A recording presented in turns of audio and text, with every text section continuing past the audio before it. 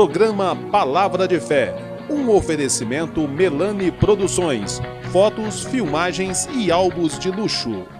A paz do Senhor a todos os nossos irmãos do programa Palavra de Fé. Estamos chegando com o coração ardendo no desejo de compartilhar convosco a Palavra de Deus. Hoje, no programa Palavra de Fé, eu quero falar dentro do tema: o que mais poderia fazer a minha vinha? É um texto que está em Isaías 5 e eu quero mostrar algumas verdades que esse texto nos ensina. Fique conosco, Deus tem uma palavra para o seu coração.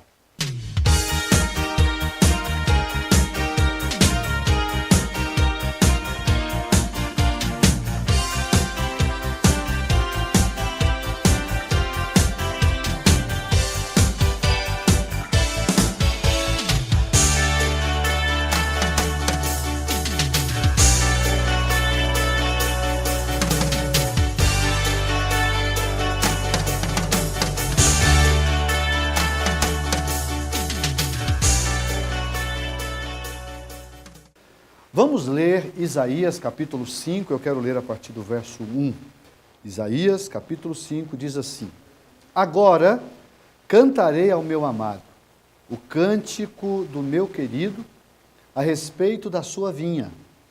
O meu amado tem uma vinha em um outeiro fértil, e a cercou, e a limpou das pedras, e a plantou de excelentes vides, e edificou no meio dela uma torre. E também construiu nela um lagar, e esperava que desse uvas boas, mas deu uvas bravas. Queridos, baseado nesse texto, eu quero fazer uma pergunta e tentar respondê-la. A pergunta que dá tema à mensagem é: o que mais poderia fazer a minha vinha? O que mais poderia fazer a minha vinha? Pois bem, se você lê, você percebe que a princípio nós encontramos aqui um cântico que é apresentado como um sermão. Na verdade, é Deus reclamando do seu povo Israel. Usando uma linguagem de figura, Deus vai aqui fazer uma cobrança ao seu povo, o povo que ele havia separado, o povo que ele havia, dentre outros, escolhido para ser seu povo, a nação de Israel. Então o profeta canta acerca de uma vinha que foi plantada e cultivada pelo próprio Deus. Essa vinha, contudo, só produziu uvas azedas. Aqui diz bravas, mas a expressão correta é azedas. Por causa disso, a sua cerca foi removida e as feras entram para destruí-la. Esse é o contexto do capítulo 5 de Isaías. Mas eu quero daqui tirar algumas lições e, de alguma forma, tentar contextualizá-las para que a gente possa aprender dentro desse texto. Vocês sabem que a Bíblia sempre usou linguagem de figura, metáforas, parábolas, comparações, são as mais diversas em todo o contexto bíblico. Aqui nós temos uma parábola, que na verdade Deus está querendo ilustrar a sua insatisfação, a sua decepção com o povo de Israel, diante de tudo aquilo que ele havia feito. O que Deus tinha feito? O texto mostra. Olha só, o versículo de número 2 diz que Deus cercou aquela vinha. O que era uma vinha? Uma plantação de uvas, O que Deus fez? Primeira coisa, Deus cercou a vinha, versículo de número 2, e a cercou. O que essa expressão me ensina?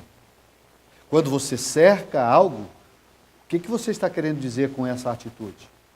A cerca aqui fala da segurança. Deus protegeu aquilo que ele tinha como patrimônio seu, que era o povo de Israel. Então, o primeiro aspecto que aqui nós encontramos é segurança. O segundo, versículo diz assim, e limpou das pedras. Outra expressão. Limpar das pedras, na verdade, no meu entendimento, é Deus preparando o quê? O terreno. para lançar a semente, para que dali nascesse aquele parreiral, né, aquela vinha, da onde a expectativa de Deus é que saísse uvas doces, saudáveis e, acima de tudo, apropriadas para uso. Né? Ele primeiro cerca a vinha, isso fala da segurança. Depois ele limpa das pedras, isso fala da preparação do terreno.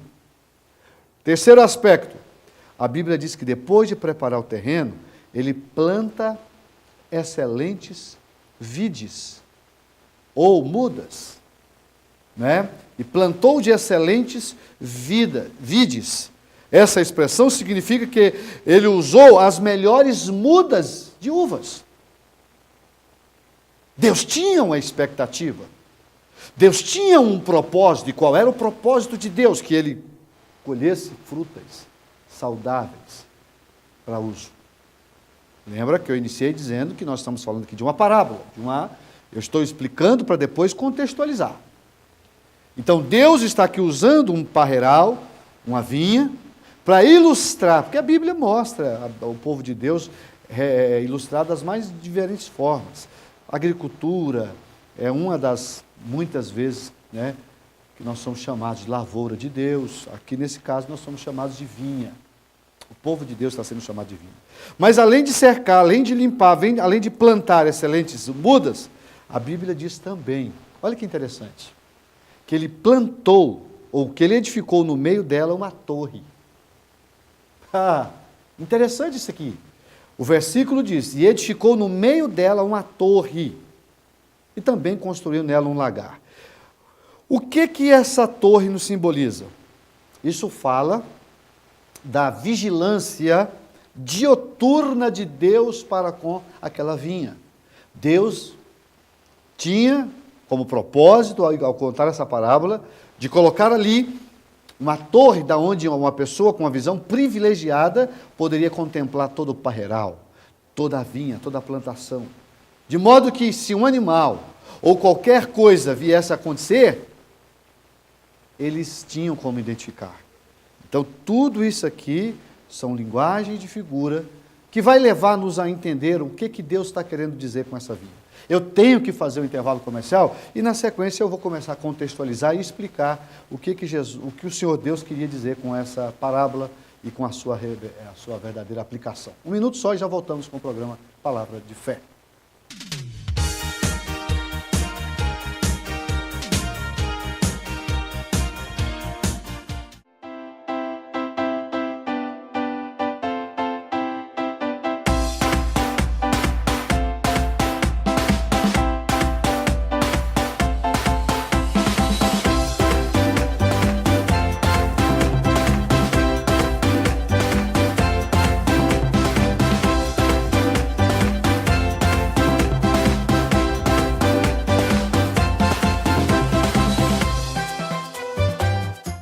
Eu quero fazer um convite ao amigo do programa Palavra de Fé. Eu quero te convidar para um culto da Igreja Assembleia de Deus. Toda quarta, toda sexta e aos domingos nós temos cultos nas nossas congregações. Nós temos mais de 50 igrejas espalhadas por toda a cidade de Franca. Na sede, na rua General Osório, no bairro Estação, número 555, nós estamos lá às terças, às quintas e aos domingos. Você será muito bem recebido em uma das nossas igrejas. Venha fazer-nos uma visita.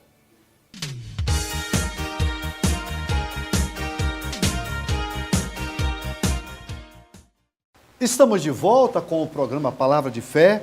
Nós estamos ministrando no capítulo 5 de Isaías e o tema da nossa mensagem é: o que mais poderia fazer a minha vinha? Eu disse no primeiro bloco de que Deus está aborrecido por causa das ações do seu povo, das atitudes do seu povo, e ele dá então uma parábola para, através dessa parábola, ensinar algumas verdades. Então, eu iniciei falando isso e encerrei o primeiro bloco, mostrando todas as ações aqui de Deus com relação à plantação dessa uva. Cercar a vinha, limpar das pedras, plantar mudas de qualidade, edificar no meio da torre e também construir um lagar. Os lagares eram construídos em 2 níveis, ok? Geralmente abertos em rochas. O nível superior, mais largo e mais raso, onde as uvas eram pisadas, e o inferior, mais estreito e mais fundo, para receber o líquido da parte superior por intermédio de uma goteira. Então veja que o que na verdade eu encontro aqui era todo um preparo, todo um cuidado de alguém que queria ter resultados satisfatórios. Mas ao invés dessa vinha produzir frutos excelentes, o versículo diz, mas deu uvas bravas. Versículo 2 fecha assim, e esperava que desse uvas boas, mas deu uvas bravas. Aí Deus vai aplicar uma sentença. E o versículo diz, agora, pois, ó moradores de Jerusalém, e homens de Judá, julgai-vos, peço, entre mim e a minha vinha. Que mais se poderia fazer a minha vinha? Aqui que está o tema da mensagem. É Deus perguntando, que mais eu poderia fazer a minha vinha que eu não tenha feito? Deus está perguntando, o que eu poderia fazer que eu não tenha feito? Eu fiz tudo o que precisava. E como se esperando eu que desse uvas boas, veio produzir uvas bravas. Agora, pois, vos farei saber o que eu hei de fazer a minha vinha. Tirarei a sua sebe. A palavra sebe aqui quer dizer cerca. Deus vai começar a desmanchar aquilo que ele tinha feito.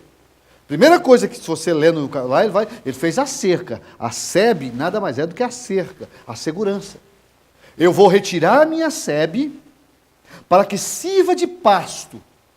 Derribarei a sua parede para que seja pisada. E a tornarei em deserto. Não será podada, nem cavada, mas crescerão nela sarças e espinheiros, e as nuvens darei ordem para que não derramem chuva sobre ela. Não vai ter chuva sobre ela, porque a vinha do Senhor, dos exércitos, é a casa de Israel.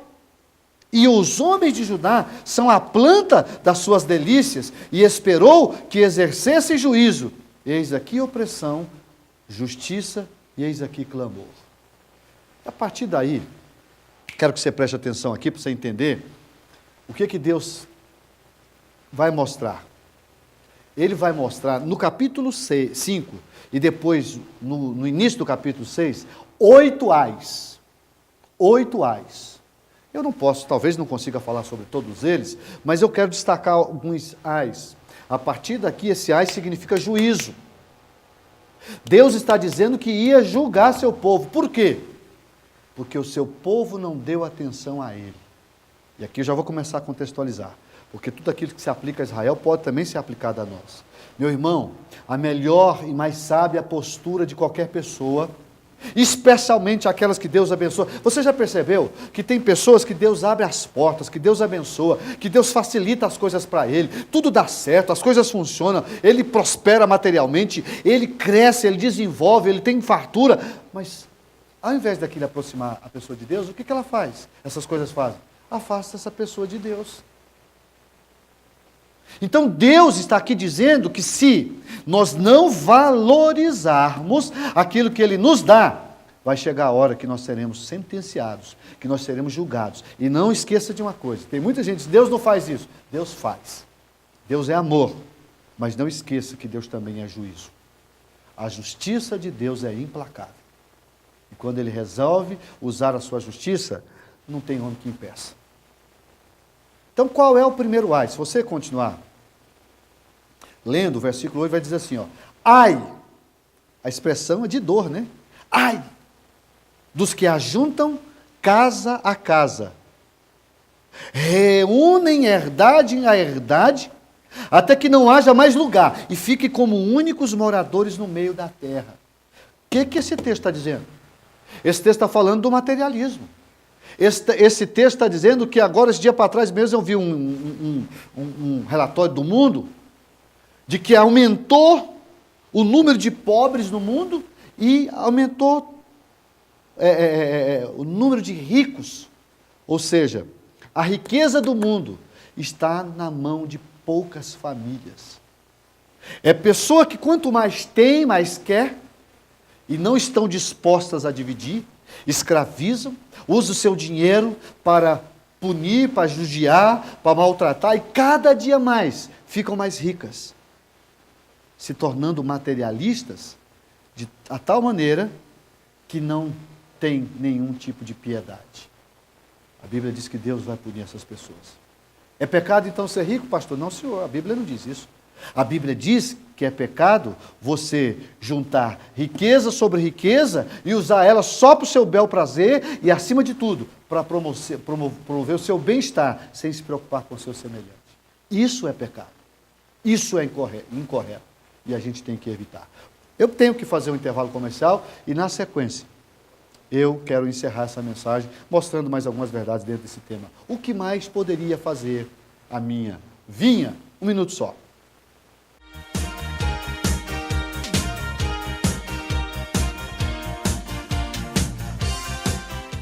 Eu quero fazer um convite ao amigo do programa Palavra de Fé.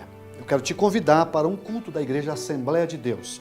Toda quarta, toda sexta e aos domingos nós temos cultos nas nossas congregações. Nós temos mais de 50 igrejas espalhadas por toda a cidade de Franca. Na sede, na rua General Osório, no bairro Estação, número 555, nós estamos lá às terças, às quintas e aos domingos. Você será muito bem recebido em uma das nossas igrejas. Venha fazer-nos uma visita.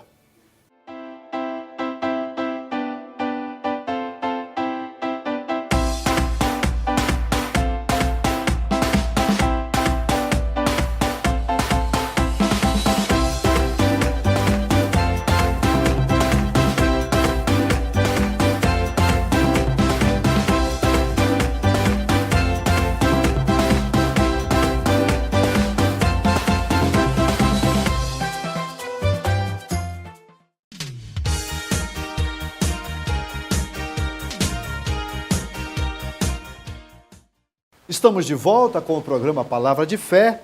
Eu estou falando no capítulo 5 de Isaías e o tema é: o que mais poderia fazer a minha vinha? E eu encerrei o segundo bloco dizendo dos ais, porque aqui tem 8. Eu vou citar alguns, né? Não vou citar todos, mas apenas destacando alguns. Por exemplo, eu já falei do materialismo, eu encerrei falando daquele grupo pequeno de pessoas que têm muito para viver, enquanto a maioria tem pouco para viver. Mas o versículo de número 11 diz assim: ai dos que se levantam pela manhã e seguem a bebedice e se demoram até a noite, até que o vinho se esquenta. O que ele está falando? Está falando dos bêbados, dos alcoólatras, das pessoas que se embriagam, não é? Que se entregam ao álcool e que se embriagam e fazem grandes estragos. Ai dessas pessoas. Ai dessas pessoas. Mas existe um outro ai que também eu quero destacar. O versículo de número 20 diz assim: ai dos que chamam mal. Ai dos que ao mal chamam bem, essa é a expressão correta, e ao bem mal, que fazem da escuridade luz e da luz a escuridade, e que fazem do amargo doce e do doce amargo. O que isso aqui está me ensinando? Isso está me ensinando sobre inversão de valores. E é o que mais a gente encontra nos dias de hoje. Deus está dizendo: ai daqueles que invertem os valores. Hoje parece que o certo é errado e o errado é certo. Quem anda de forma certa, às vezes é criticado, ridicularizado, enquanto as pessoas que estão fazendo errado, muitas vezes são louvadas. Nós vivemos uma época em que valores que sempre nortearam a vida da comunidade, da sociedade, da família, hoje são ridicularizados. O que é isso? Inversão de valores. Deus vai punir essas pessoas. Não se engane, meu irmão. Não se engane, a palavra de Deus é muito clara. Aquelas pessoas que inverterem os valores vão pagar o preço. Quer ver mais algo? O versículo de número 21, isso aqui acontece muito hoje. Versículo 21 diz assim: ai dos que são sábios a seus próprios olhos e prudentes diante de si mesmos. O que isso aqui está me ensinando? Isso aqui está falando dos sábios segundo a carne. Tem gente que pouco importa o que está escrito aqui. Para ele, Não tem importância nenhuma, porque ele é sabichão, ele sabe tudo. Ele não precisa disso aqui.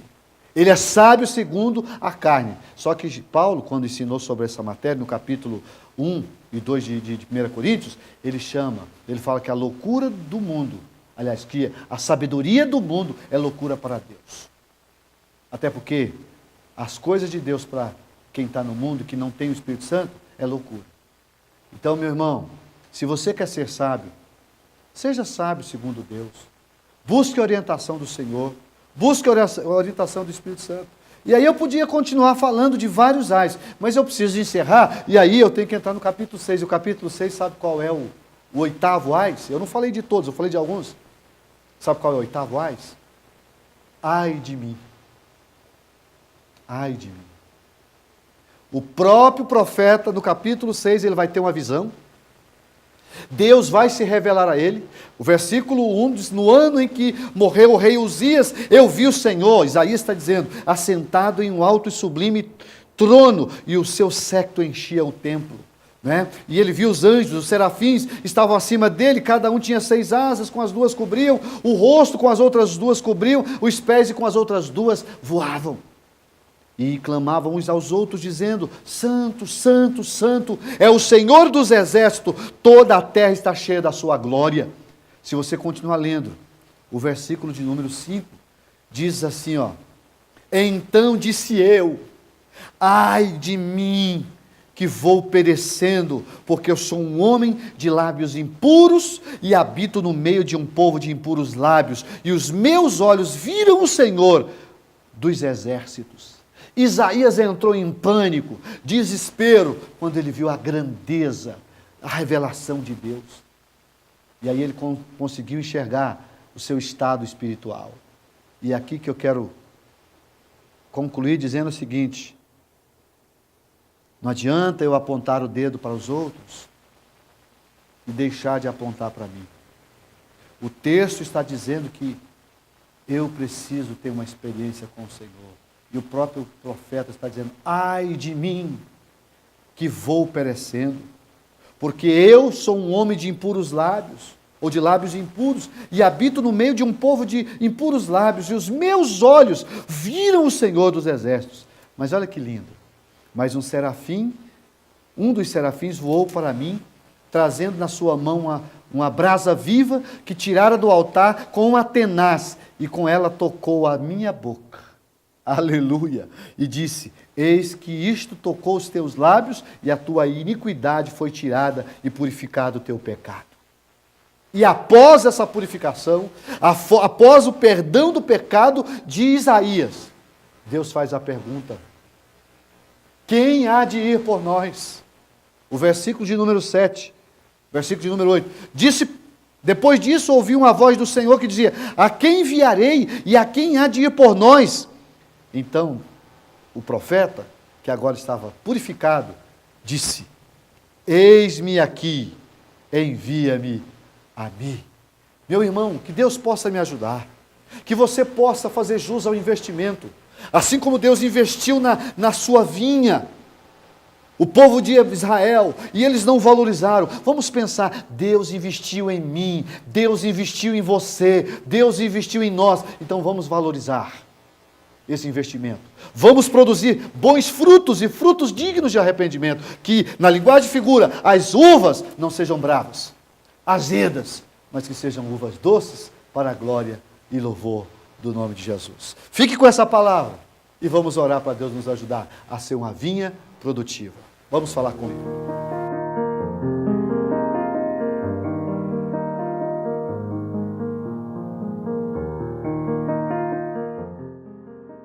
Pai querido, eu acabei de mostrar uma ilustração, uma parábola que mostra o cuidado com que o Senhor teve com a vinha, com o teu povo, e o descaso daquele povo para com o Senhor. E eu tentei, Pai, contextualizar, mostrando que de igual forma nós precisamos valorizar todo o teu investimento, tudo aquilo que o Senhor fez por mim e por nós, que nós possamos ser produtivos, que nós possamos produzir frutos dignos de arrependimento. Ajuda-me Ajude o meu irmão, ajude a minha irmã, que nós consigamos viver uma vida piedosa, consagrada acima de tudo, para a glória do Teu nome. Seja comigo, hoje, amanhã e sempre. Assim como seja com cada um dos nossos irmãos, para que o Teu nome seja glorificado em nossas vidas. É o que eu te peço e já te agradeço em nome de Jesus. Amém.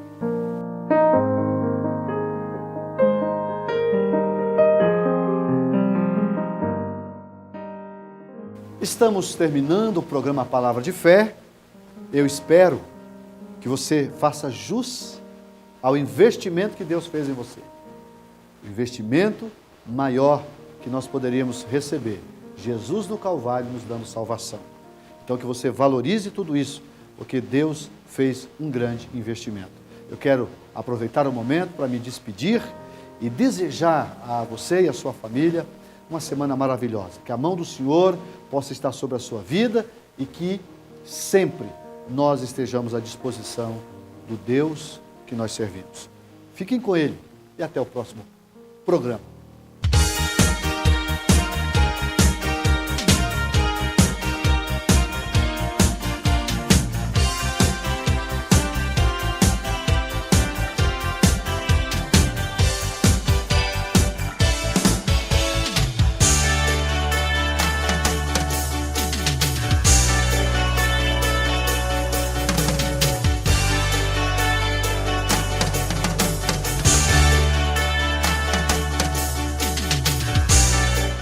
Programa Palavra de Fé, um oferecimento Melani Produções, fotos, filmagens e álbuns de luxo.